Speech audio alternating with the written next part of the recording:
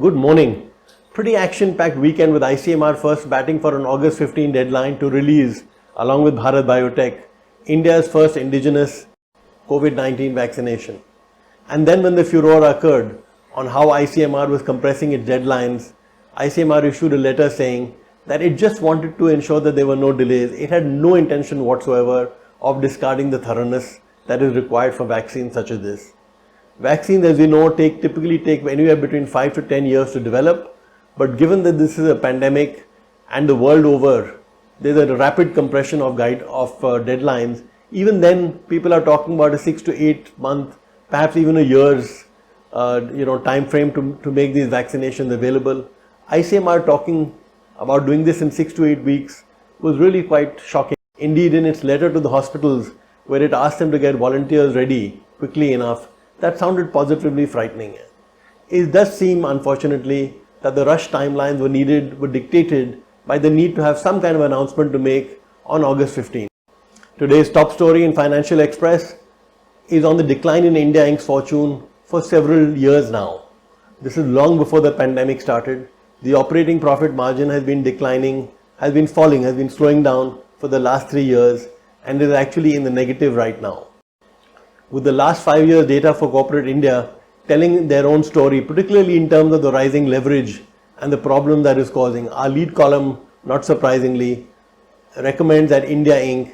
actually just forget about market prices of their stock right now, but they raise as much capital as possible, since that is clearly the only way to survive here. Obviously, the big name that comes to mind in this context is Reliance, which over the past 2 months has managed to raise about 1.2 or 1.25 lakh crores in its Geo platform. The other company which has raised a lot of money but with a lot less fanfare is Bharti Airtel. On June 3, when ICMR scientist Nivedita Gupta made a statement at a press conference in reply to a question, she said that India's peak rate was very far away. At that time, it took most people by surprise. But, and here's the bad news, at that time India's positivity rate, the positivity rate is the number of people who are shown as positive as a proportion of the number of new tests. So new infections upon new tests is the positivity rate. At the time when Nivedita Gupta made this statement, India's positivity rate was 6.5%. It was 3.8% a month before that, which is why she made her statement that the positivity rate was rising. But it is 9.1% today, and a large part of this is due to the increase in positivity in new areas. It's not so much in Delhi and Mumbai. Delhi and Mumbai are high, but the increase in positivity now is taking place in different areas.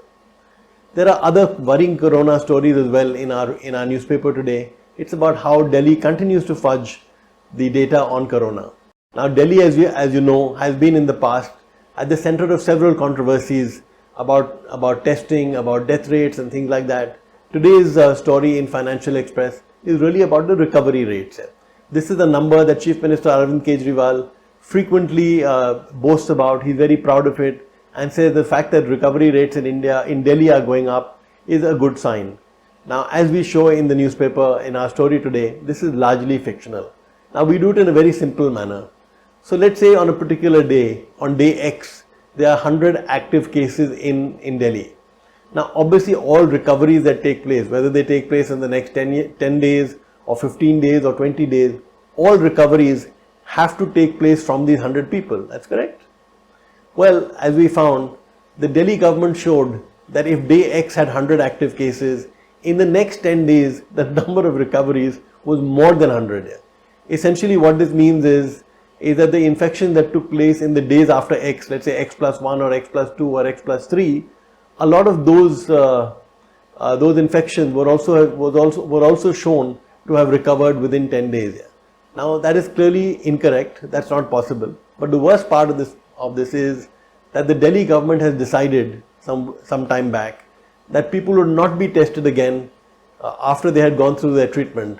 So which means that it is very possible that people are being shown to have been recovered and they're going back and they're infecting more people because they haven't actually recovered.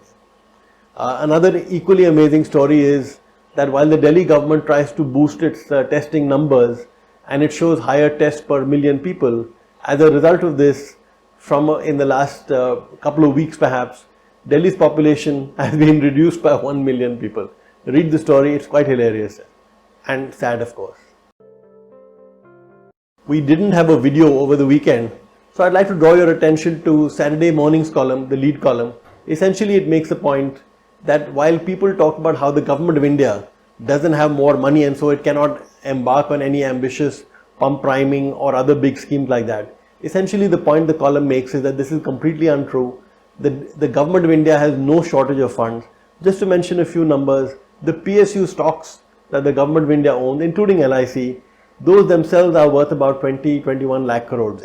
If you look at the excess food grain that the Food Corporation of India has, that is worth about 1.5 lakh crores. And then there is the government's ability through legislative action to just create money out of thin air virtually. So they built the Delhi airport by giving the GMR group real estate around the airport, and they said that they could use this for commercial purposes. So that is really what funded the Delhi airport. The government of India over the last few decades got lakhs of crores of rupees by auctioning spectrum. So essentially, if the government wants, it can create as much money as it wants, it can create as much value as it wants. So really the problem now is not the shortage of money with the government, it is the shortage of intent or the ability to translate its desires into intent. That is the real problem. Have a great week. Thank you.